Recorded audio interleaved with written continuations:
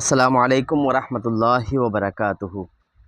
تفسیر مظہری سورہ توبہ آیت نمبر 40 کا یہ دوسرا حصہ آپ کی خدمت میں پیش ہے، جس میں کہ ہجرت کا بیان ہے۔ اللہ تبارک و تعالیٰ سے دعا ہے کہ اللہ تبارک و تعالیٰ ہمارے دروس کو قبول فرمائے۔ میں غلام محمد اشرفی مصباحی۔ بسم اللہ الرحمن الرحیم۔ ابن سعد، ابو نعیم بیہقی اور ابن عساکر رحمہم اللہ نے ابو مصعب المکی سے روایت کیا ہے، فرماتے ہیں میں نے انس ابن مالک، زید ابن ارقم اور مغیرہ ابن شعبہ سے ملاقات کی، اور میں نے ان کو یہ کہتے ہوئے سنا ہے کہ رسول اللہ صلی اللہ تعالیٰ علیہ وسلم جب غار میں داخل ہوئے، یعنی غار ثور میں داخل ہوئے، تو اللہ تعالیٰ نے اپنی قدرت کاملہ سے راہ کا درخت اس کے اوپر لگا دیا راہ کا درخت اس کے اوپر اگا دیا، جس نے غار کا منہ ڈھانپ لیا۔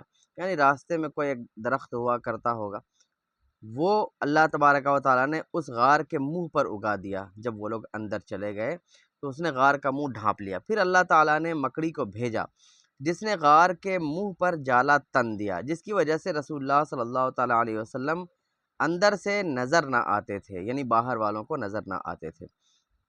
اللہ تعالیٰ نے 2 جنگلی کبوتروں کو حکم دیا کہ وہ غار کے منہ پر اپنا گھونسلہ بنا دیں۔ قریش کے نوجوان جب اپنی لاٹھیوں، ڈنڈوں اور تلواروں کے ساتھ وہاں پہنچے، جبکہ ان کا رسول اللہ صلی اللہ تعالیٰ علیہ وسلم سے صرف 40 ہاتھ کا فاصلہ رہ گیا تھا، ان میں سے کسی نے غار میں دیکھا تو اسے 2 وحشی کبوتر نظر آئے، یعنی جنگلی کبوتر نظر آئے۔ اس نے کہا اس میں کوئی شخص موجود نہیں ہے۔ آپ صلی اللہ تعالیٰ علیہ وسلم ان کی یہ بات سن رہے تھے، یعنی رسول اللہ صلی اللہ تعالیٰ علیہ وسلم کے لیے اللہ تبارک و تعالیٰ نے اس غار میں ایسا انتظام فرما دیا کہ دیکھنے والا یہ سوچ بھی نہ سکے، یہ تصور بھی نہ کر سکے کہ کوئی شخص اس غار کے اندر جا سکتا ہے، کیونکہ جانے کے لیے راستہ موجود نہیں، اور جو راستہ ہے اس کے اوپر مکڑیوں کا جالا، اتنا پرانا جالا تنا ہوا ہے کہ اس کو توڑے بغیر کوئی اندر نہیں داخل ہو سکتا ہے۔ کبوتر کا گھونسلہ ہے، اس کو ہٹائے بغیر کوئی اندر نہیں جا سکتا ہے۔ تو اسی وجہ سے ان کے ذہن میں بھی یہ بات نہیں آئی کہ ایسا ہو سکتا ہے کہ یہ سب چیز صحیح سلامت ہو اور محمد صلی اللہ تعالیٰ علیہ وسلم اندر چلے گئے ہوں، حالانکہ معاملہ تو ان کے بعد یہ سب ہوا تھا، جس کی انہیں خبر نہیں تھی۔ اس نے کہا اس میں کوئی شخص موجود نہیں ہے۔ آپ صلی اللہ تعالیٰ علیہ وسلم اس کی یہ بات سن رہے تھے، بس آپ کو معلوم ہو گیا کہ اللہ تعالیٰ نے اس تکلیف کو دور فرما دیا ہے۔ آپ صلی اللہ تعالیٰ علیہ وسلم نے ان دونوں کبوتروں کے لیے برکت کی دعا فرمائی اور ان کی جزا مقرر فرمائی۔ وہ دونوں کبوتر حرم میں پہنچے اور وہاں انڈے دیے اور بچے نکالے۔ حرم کے سب کبوتر ان کے بچے اور ان کی نسل سے ہیں، جن کبوتروں نے اللہ کے رسول صلی اللہ تعالیٰ علیہ وسلم کے سفر ہجرت کے راستے میں وہ انڈے دیے تھے اور گھونسلہ بنایا تھا، انہی کبوتروں سے۔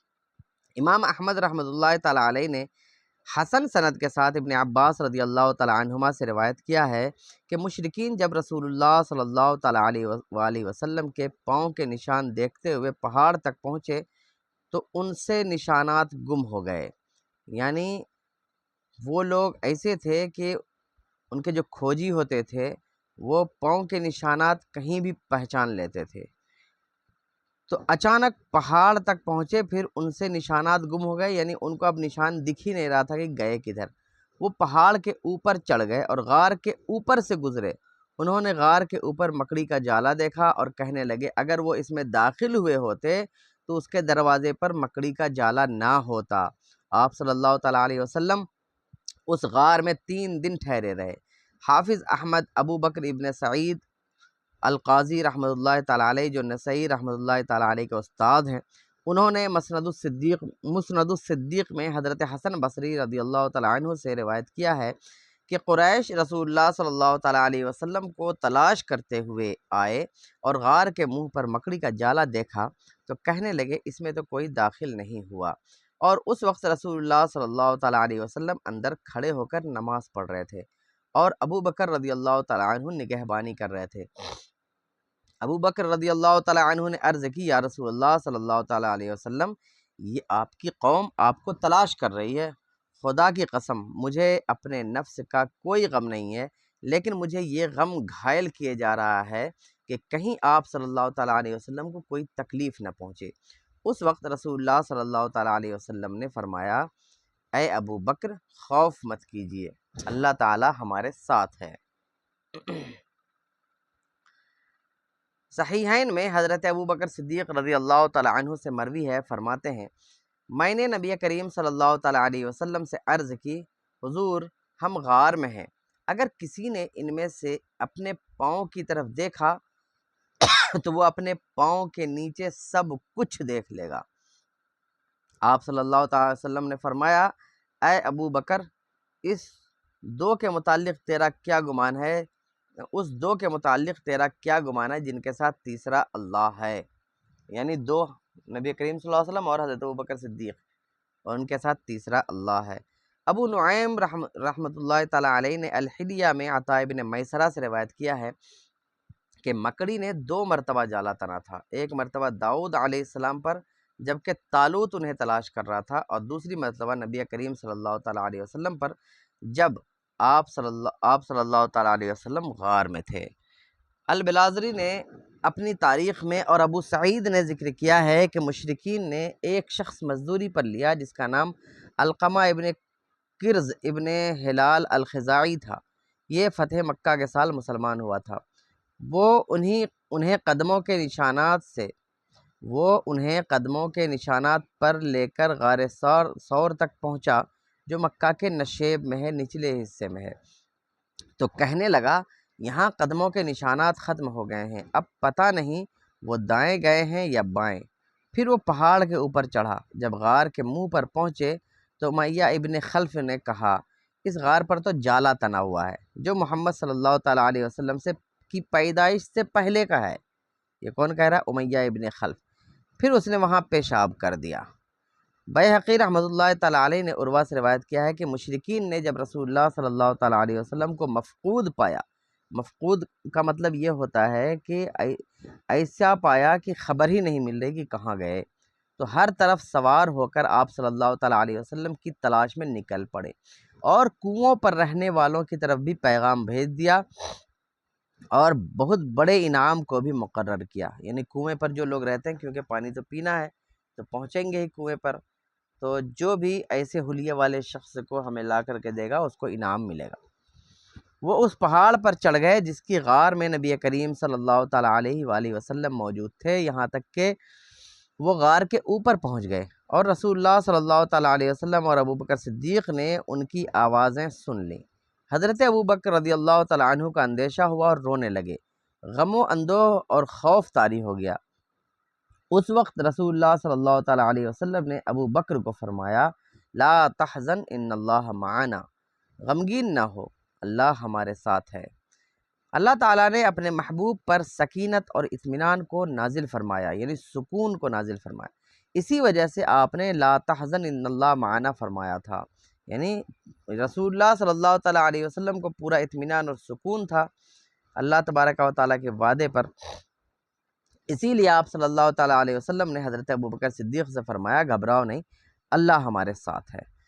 البرازری نے اسی طرح ذکر کیا ہے۔ ابن ابی حاتم، ابو الشیخ، ابن مردویہ، بیہقی اور ابن عساکر رحمہم اللہ نے حضرت ابن عباس رضی اللہ تعالیٰ عنہما سے روایت کیا ہے کہ اللہ تعالیٰ نے حضرت ابو بکر صدیق رضی اللہ تعالیٰ عنہ پر حضور صلی اللہ تعالیٰ علیہ وسلم کے ارشاد لا تحزن ان اللہ معنا کے ساتھ اطمینان اور سکون نازل فرمایا تھا، یعنی جب رسول اللہ صلی اللہ علیہ وسلم نے حضرت ابو بکر کو کہا کہ غمگین نہ ہو، اللہ ہمارے ساتھ ہے، تو حضرت ابو بکر پر بھی اطمینان اور سکون کا نزول ہو گیا، کیونکہ حضور علیہ السلام پر تو پہلے سکون اور اطمینان کی کیفیت تھی ہی، تو اب حضرت ابو بکر کے لیے یہ تھا۔ یہ قول بہتر ہے کیونکہ فَأَنزَلَ کی فا اس کی دلیل ہے، کیونکہ فا تعقیب کے لیے آتا ہے، یعنی بعد کے لیے آتا ہے۔ اس قول کے بہتر ہونے کی دوسری وجہ یہ ہے کہ ضمیر کا اقرب کی طرف لوٹانا بہتر ہے۔ ضمیر جو ہوتی ہے وہ اپنے قریبی کی طرف لوٹتی ہے، اور قریب میں جو ہے صاحب کا لفظ ہے، یعنی حضرت ابو بکر۔ یہ ملائکہ کا ایک لشکر تھا جنہوں نے کفار کے چہروں کو مارا اور آنکھوں کو دیکھنے سے محروم کر دیا تھا۔ ابو نعیم اسماء بنت ابو بکر سے رضی اللہ تعالیٰ عنہما سے روایت کرتے ہیں کہ سیدنا ابو بکر صدیق رضی اللہ تعالیٰ عنہ نے غار کے دہانے پر ایک شخص کو دیکھا تو عرض کی یا رسول اللہ اس نے ہمیں دیکھ لیا ہے۔ آپ صلی اللہ تعالیٰ علیہ وسلم نے فرمایا ہرگز نہیں، فرشتے اب اپنے پروں کے ساتھ پردہ کیے ہوئے ہیں، یعنی اگر وہ لوگ کچھ دیکھنا بھی چاہیں گے تو انہیں نظر نہیں آئے گا۔ تھوڑی دیر کے بعد وہ بیٹھا اور ان کی طرف منہ کر کے پیشاب کرنے لگا۔ رسول اللہ صلی اللہ علیہ وسلم نے فرمایا اے ابو بکر، اگر یہ تجھے دیکھ رہا ہوتا تو ایسا نہ کرتا۔ بعض علماء فرماتے ہیں فرشتوں نے کفار کے دلوں میں رعب اور ہیبت ڈال دی، یہاں تک کہ وہ لوٹ گئے۔ مجاہد اور کلبی رحمہم اللہ فرماتے ہیں ملائکہ نے بدر کے روز آپ صلی اللہ تعالیٰ علیہ وسلم کی اعانت کی تھی، مدد کی تھی، بس یہ بتا دیا کہ اللہ تعالیٰ نے غار میں دشمنوں کے مکر کو آپ صلی اللہ تعالیٰ علیہ وسلم سے پھیر دیا، پھر یوم بدر کو ملائکہ کے ذریعہ نصرت کا اظہار فرمایا۔ ابن عدی اور ابن عساکر رحمہم اللہ نے حضرت انس رضی اللہ تعالیٰ عنہما سے روایت کیا ہے کہ رسول اللہ صلی اللہ تعالیٰ علیہ وسلم نے حضرت حسان رضی اللہ تعالیٰ عنہ سے پوچھا کیا تو نے حضرت ابو بکر کے بارے میں کچھ کہا ہے؟ یعنی حسان مطلب حسان ابن ثابت جو رسول اللہ صلی اللہ علیہ وسلم کی نعت لکھتے تھے، آپ کو نعتیں سناتے تھے، وہ صحابی ان سے پوچھا کیا تو نے حضرت ابو بکر رضی اللہ تعالیٰ عنہ کے بارے میں کچھ لکھا ہے؟ حضرت حسان نے عرض کی ہاں۔ پھر آپ صلی اللہ تعالیٰ علیہ وسلم نے فرمایا تم وہ اشعار سناؤ، میں سنتا ہوں۔ حضرت حسان رضی اللہ تعالیٰ عنہ نے یہ اشعار سنائے۔ وہ غار میں دو میں سے دوسرا تھا جبکہ دشمن اس غار کے ارد گرد گھوم رہے تھے اور پہاڑ کے اوپر چڑھے ہوئے تھے، یعنی ان کا ترجمہ آپ کے سامنے پیش کیا ہے مفسر علیہ الرحمٰن نے۔ آپ رضی اللہ تعالیٰ عنہ رسول اللہ صلی اللہ علیہ وسلم کے محبوب ہیں اور یہ بات ساری دنیا جانتی ہے، اور کسی فرد بشر کو آپ صلی اللہ تعالیٰ علیہ وسلم نے آپ کے برابر مرتبہ نہیں دیا۔ حضور صلی اللہ تعالیٰ علیہ وسلم یہ تعریف آمیز اشعار سن کر خوب مسکرائے، یہاں تک کہ آپ صلی اللہ تعالیٰ علیہ وسلم کی داڑھیں مبارکہ ظاہر ہو گئیں۔ آپ کی داڑھ ظاہر ہو گئی۔ پھر آپ صلی اللہ تعالیٰ علیہ وسلم نے فرمایا حسان، صدیق اکبر واقعی ایسا ہے جیسا تو نے کہا ہے۔ حضرت عائشہ صدیقہ رضی اللہ تعالیٰ عنہ فرماتی ہیں یہ دونوں حضرات 3 راتیں اس غار میں رہے۔ حضرت عبداللہ ابن ابو بکر رضی اللہ تعالیٰ عنہ رات ان 2 حضرات کے پاس گزارتے تھے۔ آپ ایک زیرک نوجوان تھے، حضرت عبداللہ یعنی ابو بکر رضی اللہ تعالیٰ عنہ کے لڑکے۔ آپ ایک زیرک نوجوان تھے یعنی عقل مند نوجوان تھے، رات کے اندھیرے میں ان کے پاس پہنچ جاتے اور صبح پھر قریش کے ساتھ ہوتے اور یوں ظاہر کرتے کہ رات انہوں نے قریش کے ساتھ یعنی اپنے گھر پہ گزاری۔ دن بھر قریش کی باتیں، مشورے اور مذموم سازشیں سنتے رہتے اور شام کو یہ سب باتیں بارگاہ رسالت میں عرض کرتے اور حالات و واقعات سے آگاہ کرتے۔ ابو اسحاق رحمۃ اللہ تعالیٰ علیہ نے لکھا ہے کہ اسماء بنت ابو بکر رضی اللہ تعالیٰ عنہ شام کے وقت حضور صلی اللہ تعالیٰ علیہ وسلم اور ابو بکر صدیق کے رضی اللہ تعالیٰ عنہ کے مزاج کے مطابق کھانا تیار کر کے لے جاتی۔ عامر ابن فہیرہ جو سیدنا صدیق اکبر رضی اللہ تعالیٰ عنہ کے چرواہے تھے، دن بھر مکہ کے چرواہوں کے ساتھ بکریاں چراتے، پھر شام کو سارا ریوڑ غار کے پاس لے جاتے اور بارگاہ رسالت میں تازہ دودھ پیش کرتے۔ وہ ہر رات ایسا ہی کرتے رہے۔ جب 3 راتیں گزر گئیں اور لوگ پرسکون ہو گئے تو وہ مزدور جو سواریاں پہنچانے کے لیے آپ صلی اللہ تعالی وسلم اور صدیق اکبر نے اجرت پر لیا تھا وہ پہنچ گیا۔ دونوں حضرات سواریوں پر سوار ہو گئے۔ عامر ابن فہیرہ جو عبداللہ ابن طفیل رضی اللہ تعالیٰ عنہ کا غلام تھا وہ بھی ساتھ چل پڑا۔ حضرت عبداللہ ابن طفیل رضی اللہ تعالیٰ عنہ حضرت عائشہ رضی اللہ تعالیٰ عنہ کے ماں کی طرف سے بھائی تھے، یعنی خالہ زاد بھائی، یا تو خالہ زاد بھائی یا ماموں زاد۔ ماں کی طرف سے بھائی تھے مطلب ان کی ماں کے بیٹے تھے، ماں کے بیٹے مطلب دوسرے شوہر سے۔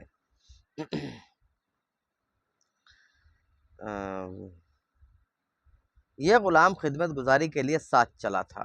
راستہ کو جاننے والا شخص ان دونوں حضرات کو غسفان کے نشیبی علاقے سے ساحل کے راستے سے لے کر چل پڑا، یہاں تک کہ وہ اصبح پر پہنچا اور راستہ تبدیل کر لیا۔ حضرت امام احمد ابن حنبل رحمۃ اللہ تعالیٰ علیہ اور شیخین یعنی امام بخاری اور امام مسلم نے حضرت براء ابن عازب رضی اللہ تعالیٰ عنہ سے روایت کیا ہے انہوں نے حضرت ابو بکر صدیق رضی اللہ تعالیٰ عنہ سے پوچھا کہ تم جب رات کو رسول اللہ صلی اللہ تعالیٰ علیہ وسلم کے ساتھ چلے تھے تو کیا کیا واقعات پیش آئے تھے؟ حضرت ابو بکر صدیق رضی اللہ تعالیٰ عنہ نے فرمایا ہم ساری رات چلتے رہے، یہاں تک کہ دوپہر تک چلتے رہے۔ راستے میں ہمیں ایک طویل چٹان نظر آئی جس کا سایہ موجود تھا اور اس کے نیچے دھوپ نہیں لگتی تھی۔ ہم اس کے نیچے ٹھہر گئے۔ پہلے میں چٹان کے پاس آیا، اپنے ہاتھ سے اس جگہ کو درست کیا جہاں رسول اللہ صلی اللہ تعالیٰ علیہ وسلم نے آرام فرمانا تھا۔ پھر میں نے اپنی پوستین نیچے بچھا دی جو میرے پاس تھی۔ اس کے بعد میں نے عرض کی یا رسول اللہ صلی اللہ علیہ وسلم آپ یہاں آرام فرمائیں، میں ارد گرد چوکی داری کرتا ہوں۔ آپ صلی اللہ تعالیٰ علیہ وسلم محو خواب ہو گئے، یعنی لیٹ گئے، سو گئے، اور میں نگرانی کرنے لگا۔ اچانک ایک چرواہا اپنی بکریاں لے کر اسی چٹان کی طرف آیا جس کو ہم نے آرام کے لیے منتخب کیا تھا، چنا تھا۔ میں اس چرواہے سے ملا اور اس سے اس کا پتہ پوچھا۔ اس چرواہے نے بتایا کہ میں مکہ کے ایک شخص کا غلام ہوں۔ اس نے اپنے مالک کا نام لیا تو میں پہچان گیا۔ میں نے پوچھا تیری بکریوں کے تھنوں میں دودھ ہے؟ اس نے کہا ہاں۔ میں نے کہا میرے لیے کچھ دو کر لے آؤ۔ اس نے کہا ٹھیک، میں لے آتا ہوں۔ اس نے ایک بکری پکڑی تو آپ نے کہا اس کی کھیری سے پہلے مٹی اور تنکے وغیرہ جھاڑ لو۔ اس نے بمشکل ایک پیالہ دودھ نکالا۔ میرے پاس ایک لوٹا تھا جس میں نبی کریم صلی اللہ تعالیٰ علیہ وسلم کے لیے پانی رکھتا تھا۔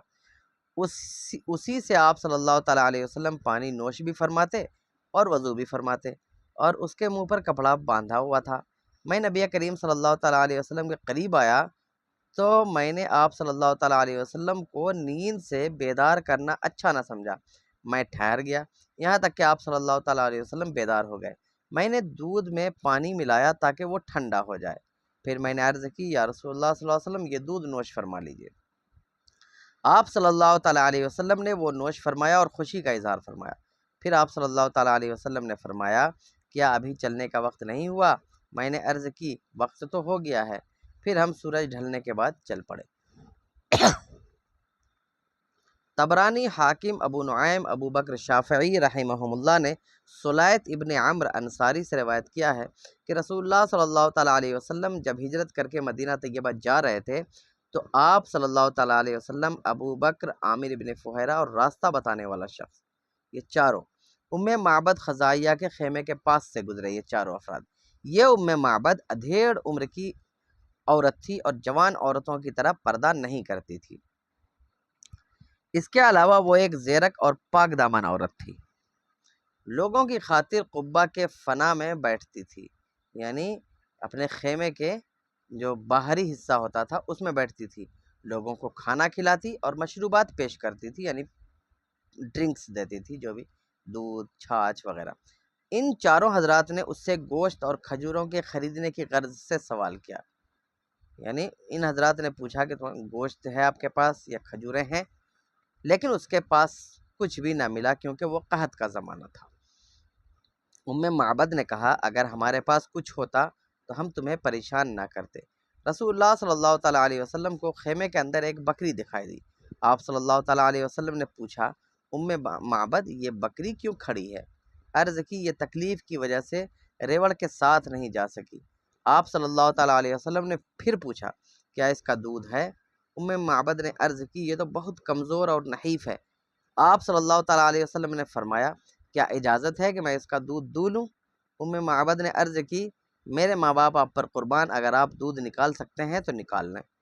خدا کی قسم یہ تو حاملہ بھی نہیں ہوئی ہے، یعنی ابھی یہ حاملہ بھی نہیں ہوئی ہے پہلی بار، تو اس کو دودھ کیسے ہو سکتا ہے؟ یہ حضرت ام معبد کے مطابق آپ اس کا دودھ نکال سکتے ہیں تو اجازت ہے۔ آپ صلی اللہ تعالیٰ علیہ وسلم نے بکری کو اپنے پاس منگوایا، پھر اس کی کھیری اور پیٹھ پر اپنا دست یمن و برکت پھیرا، یعنی اپنا برکت والا ہاتھ اس کی کھیری پر یعنی تھن پر اور پیٹھ پر اپنا ہاتھ پھیرا، بسم اللہ شریف پڑھی اور ام معبد کے لیے بکری کے متعلق دعا فرمائی۔ ہاتھ مبارک کھیری پر لگا یعنی تھن پر لگا تو دودھ اتنا کثرت سے اترا کہ بکری نے اپنی ٹانگیں پھیلا دی۔ آپ صلی اللہ تعالیٰ علیہ وسلم نے وہ برتن منگوایا جس سے ایک گروہ سیر ہو کر پی سکتا تھا۔ آپ نے اس برتن میں دودھ نکالا تو وہ لبالب بھر گیا، یہاں تک کہ اس کی جھاگ برتن کے منہ پر آ گئی۔ آپ صلی اللہ تعالیٰ علیہ وسلم نے پہلے معبد کو وہ دودھ پلایا، پھر اپنے تینوں ساتھیوں کو پلایا، یہاں تک کہ سب سیر ہو گئے۔ پھر خود رسول اللہ صلی اللہ تعالیٰ علیہ وسلم نے نوش فرمایا اور فرمایا ساقی القوم آخرہم شربن، قوم کا ساقی یعنی پلانے والا آخر میں پیتا ہے۔ پھر آپ صلی اللہ تعالیٰ علیہ وسلم نے دوبارہ دودھ نکالا یہاں تک کہ برتن بھر گیا، وہ دودھ سے بھرا برتن اس کے پاس چھوڑا اور خود روانہ ہو گئے۔ ابن سعد ابو نعیم رحمہم اللہ معبد سے روایت کرتے ہیں، فرماتی ہیں وہ بکری حضرت عمر رضی اللہ تعالیٰ عنہ کے زمانے تک ہمارے پاس رہی، جسے رسول اللہ صلی اللہ تعالیٰ علیہ وسلم نے مس فرمایا تھا، چھوا تھا۔ یہ 18 ہجری کا زمانہ تھا اور سخت قحط اور خشک سالی تھی، لیکن ہم صبح و شام اس بکری کا دودھ نکالتے تھے جبکہ زمین پر کچھ بھی نہ اگتا تھا۔ یعنی 18 سال اس بکری کی عمر ہو چکی تھی، 18-19 سال، اور قحط کا بھی زمانہ تھا، کچھ اس کو گھاس پھوس بھی نہیں ملتی تھی، لیکن بکری کے دودھ میں ماشاءاللہ تب بھی کمی نہیں تھی۔ امام بیہقی رحمۃ اللہ تعالیٰ علیہ نے ایک دوسری سند سے معبد کا واقعہ کچھ زیادتی اور کمی کے ساتھ نقل فرمایا۔ اس میں ہے کہ شام کے وقت معبد کا بیٹا اپنی بکریاں لے کر آیا تو معبد نے اسے کہا یہ بکری اور چھری ان 2 مہمانوں کے پاس لے جا اور انہیں بتا کہ میرے ابو نے کہا ہے کہ اس کو ذبح کر کے کھاؤ اور ساتھیوں کو کھلاؤ۔ نبی کریم صلی اللہ تعالیٰ علیہ وسلم نے اس لڑکے کو فرمایا چھری لے جاؤ اور پیالہ لے آؤ۔ لڑکے نے عرض کی حضور اس کا تو دودھ نہیں ہے، یہ تو ابھی دودھ دینے کی عمر کو پہنچی ہی نہیں ہے۔ آپ صلی اللہ تعالیٰ علیہ وسلم نے فرمایا جاؤ اور پیالہ لے آؤ۔ آپ صلی اللہ تعالیٰ علیہ وسلم نے اس کی کھیری پر ہاتھ پھیرا اور پھر دودھ نکالنا شروع کر دیا یہاں تک کہ پیالہ بھر گیا۔ اسی حدیث میں یہ بھی ہے کہ سیدنا ابو بکر صدیق رضی اللہ تعالیٰ عنہ نے فرمایا ہم 2 راتیں ٹھہرے تھے اور پھر چلے گئے تھے۔ معبد نے آپ صلی اللہ تعالیٰ علیہ وسلم کا نام مبارک رکھا، یعنی برکت والے۔ اس کی بکریاں کثیر ہو گئیں یہاں تک کہ وہ بکریاں لے کر مدینہ طیبہ پہنچ گئی۔ ایک دفعہ حضرت ابو بکر رضی اللہ تعالیٰ عنہ اس کے ریوڑ کے پاس سے گزرے تو اس کے بیٹے نے آپ رضی اللہ تعالیٰ عنہ کو پہچان لیا اور اپنی ماں سے کہا یہ تو وہی شخص ہیں جو المبارک کے ساتھ تھے۔ معبد ابو بکر رضی اللہ تعالیٰ عنہ کے پاس گئیں اور پوچھا اے عبداللہ وہ شخص کون تھا جو تیرے ساتھ تھا؟ آپ رضی اللہ تعالیٰ عنہ نے کہا وہ اللہ تعالیٰ کے نبی تھے۔ معبد نے کہا مجھے ان کے پاس لے جاؤ۔ حضور صلی اللہ تعالیٰ علیہ وسلم نے اسے کھانا کھلایا اور کپڑے عطا فرمائے۔ اس بندہ نوازی اور حسن اخلاق کو دیکھ کر وہ مسلمان ہو گئی۔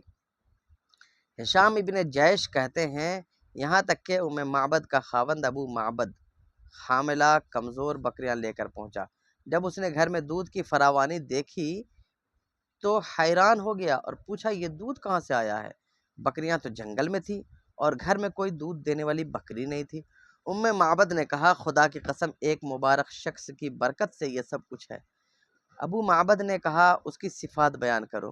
معبد نے کہا میں نے ایک ایسا مرد دیکھا جس کا حسن ظاہر تھا، چہرہ چمکدار اور روشن تھا، حسن اخلاق کا پیکر تھا، نہ تو بڑھا ہوا پیٹ اس کو معیوب کر رہا تھا اور نہ پتلی گردن اور چھوٹا سر اس میں نقص پیدا کر رہا تھا۔ بڑا حسین، بہت خوبرو، آنکھیں سیاہ یعنی کالی اور موٹی موٹی، پلکیں لمبی لمبی، اس کی آواز گونجدار اور گرجدار تھی، گردن چمکدار اور ریشے مبارک یعنی داڑھی مبارک گھنی تھی، اس کے دونوں ابرو باریک اور ملے ہوئے تھے، دونوں بھاؤں باریک اور ملے ہوئے تھے۔ جب وہ خاموش ہوتے تو پروقار ہوتے، جب محو گفتگو ہوتے تو چہرہ پر نور اور بارونق ہوتا، دور سے دیکھنے والے کو سب سے خوش شکل اور باروب نظر آتے، قریب سے دیکھنے والے کو سب سے حسین و جمیل نظر آتے۔ ان کا کلام بڑا واضح تھا، نہ بے فائدہ کلام کرتے اور نہ بیہودہ باتیں کرتے۔ گفتگو یوں محسوس ہوتی جیسے موتیوں کی لڑی سے موتی جھڑ رہے ہیں۔ قد درمیانہ تھا، نہ اتنا لمبا کہ آنکھوں کو برا لگے، نہ اتنا ٹھگنا یعنی چھوٹا کہ نگاہیں حقیر سمجھیں۔ یوں لگتا 2 شاخوں کے درمیان ایک شاخ ہے جو سب سے زیادہ سرسبز اور شاداب ہے۔ قدر و منزلت اور مرتبے کے اعتبار سے بھی سب سے حسین تھے۔ ان کے ساتھی ان کے ارد گرد حلقہ بنائے ہوئے تھے، اگر وہ بولتے تو سب پورے دھیان سے سنتے اور بالکل خاموش ہو جاتے، اور جب کسی بات کا حکم فرماتے تو فوراً تعمیل حکم کرتے ان کے ساتھی، سب کے مخدوم اور سب کے لیے قابل احترام تھے، نہ تو ترشرو تھے یعنی سخت کلام کرتے تھے، جھڑک کے بات کرتے تھے، اور نہ ان کی بات کی مخالفت کی جاتی تھی۔ ابو معبد نے جب یہ دلکش اور دلربا حلیہ اور خصائل سنے تو کہنے لگے، خدا کی قسم یہ تو وہی شخص ہے جس کا تذکرہ قریش نے ہمارے سامنے مکہ میں کیا ہے۔ اگر مجھے ان کی زیارت و ملاقات کا شرف ہوگا تو میں ضرور ان کی معیت کا شرف حاصل کروں گا۔ حضرت اسماء رضی اللہ تعالیٰ عنہ فرماتی ہیں، جب رسول اللہ صلی اللہ تعالیٰ علیہ وسلم اور سیدنا ابوبکر صدیق رضی اللہ تعالیٰ عنہ نے ہجرت کا سفر شروع فرمایا تو ہمارے پاس قریش کے کچھ سرکردہ لوگ آئے جن میں ابو جہل بھی تھا۔ وہ سب ابو بکر کے دروازے پر کھڑے ہو گئے۔ میں باہر نکلی تو انہوں نے مجھ سے پوچھا، تیرا باپ کہاں ہے؟ میں نے کہا، خدا کی قسم مجھے معلوم نہیں کہ ابو بکر کہاں تشریف لے گئے۔ ابو جہل جو ایک بد زبان اور کمینہ فطرت انسان تھا، اس نے ہاتھ اٹھایا اور میرے منہ پر تھپڑ اتنے زور سے مارا کہ میرے کان کی بالی ٹوٹ کر دور جا گری۔ فرماتی ہیں پھر وہ چلے گئے۔ 3 دن تک ہمیں پتہ نہ چلا کہ رسول اللہ صلی اللہ علیہ وسلم کہاں تشریف لے گئے، یہاں تک کہ مکہ کے نشیبی علاقے سے جنوں میں ایک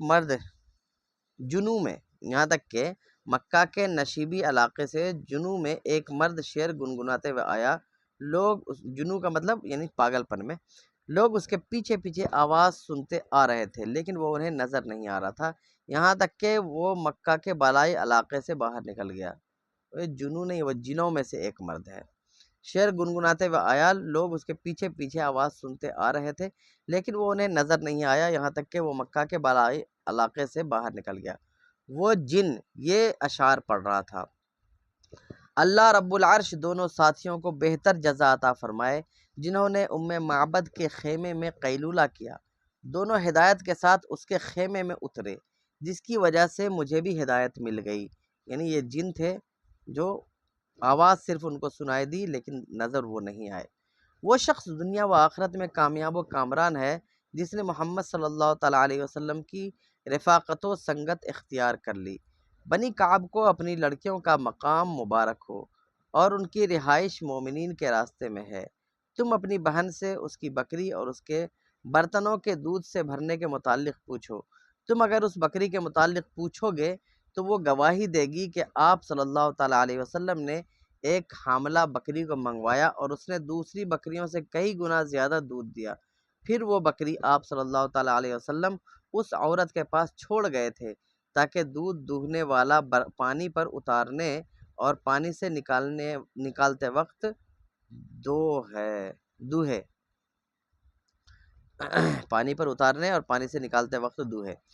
امام بیہقی رحمۃ اللہ تعالیٰ علیہ نے سند حسن کے ساتھ معبد کے قصے میں روایت کیا ہے کہ قریش رسول اللہ صلی اللہ تعالیٰ علیہ وسلم کو تلاش کرتے ہوئے معبد کے خیمے میں پہنچ گئے۔ اس سے انہوں نے آپ صلی اللہ تعالیٰ علیہ وسلم کے متعلق پوچھا اور کہا، کیا تو نے محمد صلی اللہ علیہ وسلم کو دیکھا ہے؟ اس کی شکل و صورت ایسی ایسی تھی۔ معبد نے کہا، تمہاری مراد ہمارا وہ مہمان ہے جس نے گابھن بکری کا دودھ نکالا تھا؟ قریش نے کہا، ہماری مراد بالکل وہی ہے۔ امام بیہقی رحمۃ اللہ تعالیٰ علیہ فرماتے ہیں، آپ صلی اللہ تعالیٰ علیہ وسلم نے ہو سکتا ہے بکری کو خیمے کے ایک کونے میں دیکھا ہو، پھر اس کا بیٹا بکریاں لے کر آیا ہو، بعد میں اس کا خاوند آیا ہو اور معبد نے اس کے سامنے رسول اللہ صلی اللہ علیہ وسلم کے اوصاف بیان کیے ہوں۔ میں کہتا ہوں یہی وجہ ہے کہ قریش آپ کی تلاش میں یہاں تک پہنچ گئے تھے۔